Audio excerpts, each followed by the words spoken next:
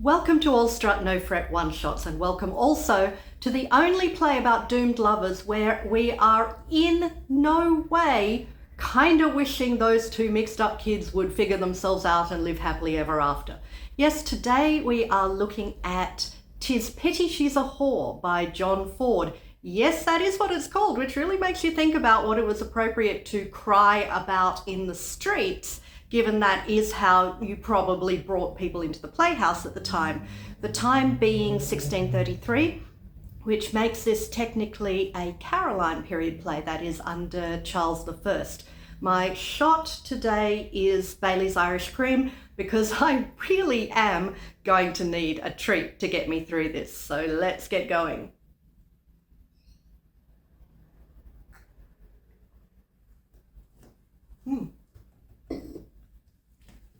The setting is Parma, which is in Italy. A grand and great nobleman of important family called Florio has two children, a son Giovanni and a daughter Annabella. Now, Annabella everyone wants to marry her.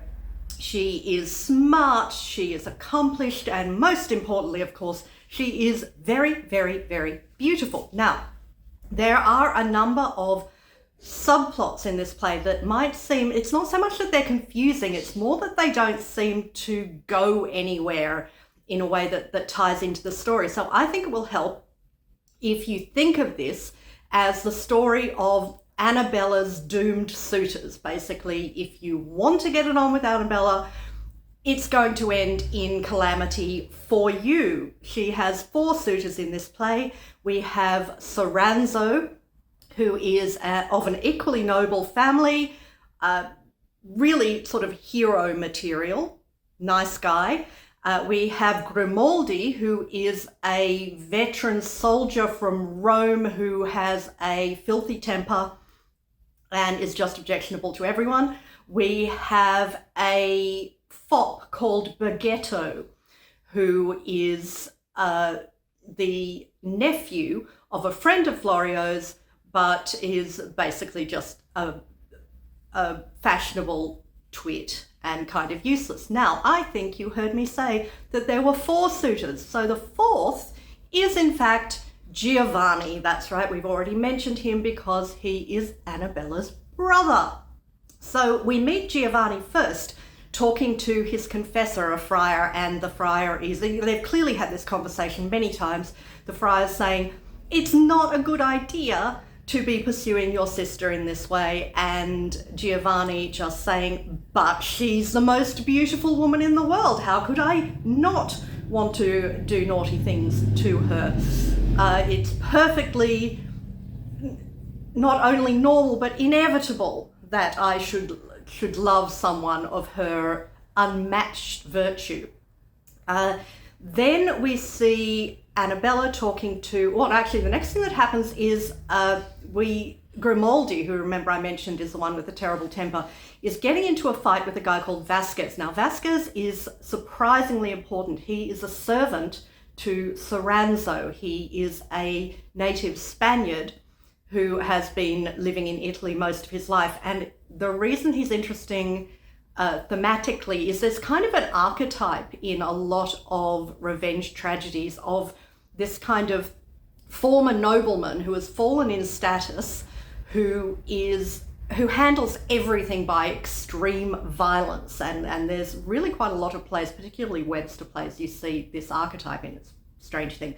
I also want you to keep an eye out for an undercurrent, a thematic undercurrent about papal corruption, because there is a cardinal who only crops up basically to be a dick, and we'll see how that occurs as the plot goes on. So remember, the way to keep track is to go Annabella, suitors, all doomed. So therefore Vasquez, who is Soranzo's servant, is fighting Grimaldi because he doesn't like that Grimaldi is also trying to woo Annabella like his master. The older men of the town basically come in and break it up, and it means that Annabella and her confidant, her tutor or governess figure, Putana, get to get a look at all the suitors and talk about them, and Annabella expresses her dissatisfaction with them. Now, very quickly, we have the key confrontation between Giovanni and Annabella, because he has come back from study in another town and he's blossomed, and they almost immediately confess their reciprocal love to each other and head off into the wings to basically spend several months rutting like springtime will never end. So as far as they're concerned, everything is just delightful right now, but not so for all the other suitors. So next we meet Soranzo's former lover, Hippolyta. Now, Hippolyta believes herself to be a widow, but we have actually been introduced to her husband, who she thinks is, who let her believe that he was dead after he left town to go and collect his niece from another town. Now, the niece is also there. Her name is Philotis, which means basically lover of wealth. So she's in town to husband it wealthily in Parma. He's disguised himself as a doctor so he can keep an eye on his wife, who he believes has been unfaithful with Soranzo. But I mean, if he's going to make her think that she's a widow and therefore free to remarry, I really don't see what he's hoping to get out of this scenario. But in any case, now Hippolyta is free. She was hoping Soranzo would want to make an honest woman of her, but he was like, no, sorry, now I've had my way with you. I look down on you terribly and I only want to marry the virtuous Annabella. Hippolyta is extremely upset about this and cuts a deal with Vasquez to the Vasquez will keep an eye on everything that's going on with Soranzo, so she will have the opportunity to avenge herself on him, and she promises Vasquez that she will marry him and he will have all her wealth if he helps her take her revenge on Soranzo. Now, Bergetto completely strikes out with Annabella, and therefore Hippolyta's disguised husband tries to set up a match between him and his niece, which really has no logical reason not to work out tremendously well and suit everybody, except that the other thing that the disguised doctor decides to do is to get revenge on Soranzo for him having had his way with his wife previously, by persuading Grimaldi that Annabella loves Soranzo, and the only way Grimaldi will have a shot at Annabella is if he gets rid of him. Now, unfortunately, Grimaldi, seeing a disguised bride and groom heading to the church for a secret wedding, assumes it's Soranzo heading off to marry Annabella when it's actually Bergetto going to marry Philotis, and runs him through. Bergetto dies, and Philotis heads off to join a convent, which is the other thing that you can do with a girl at this time. Now, several months have gone by at this point, and with all the enthusiastic shenaniganery that's been going on between Annabella and Giovanni, the inevitable has happened, and she is pregnant. Now, Putana realizes this and explains what a disaster this is to Annabella, and that she's going to have to marry someone if she wants not to be disgraced. So Annabella changes her mind about Soranzo and decides to marry him. Looks all right so far, but at the wedding feast, who should appear giving a beautiful song and dance mask, because masks often happen at celebratory events like this, a mysterious veiled woman. Now she unveils and reveals herself, and it's Hippolyta, and she's there to upbraid Soranzo for the way he has treated her. She is also there, hopefully, to poison him. She has enlisted Vasquez for help in this. Vasquez hands them both their drinks. She toasts him, says to Soranzo, yes, let us drink to each other's futures. Aha, now you're going to die. But no, of course, because Vasquez, in a spectacular series of homoerotic overtones that happen throughout this play, only loves Soranzo and has switched the drinks so that Hippolyta herself is poisoned and dies. And her former husband, who is still there in disguise, says, well, that's fair. And off he goes. And in the hope that Soranzo's role in this will catch up with him, Vasquez reveals the plot to Soranzo and wins everybody's approval for having got rid of that terrible woman. So now Soranzo and Annabella are married. Now, of course, as soon as Soranzo gets her into the sack, he pretty much straight away realizes she's already pregnant. So he drags her out, threatening her with death, and she admits that she only married him for the sake of her honor, that yes, she is pregnant, basically says you should be grateful to get the opportunity to be the father to the son of such an amazing man, but no, I won't tell you who he is.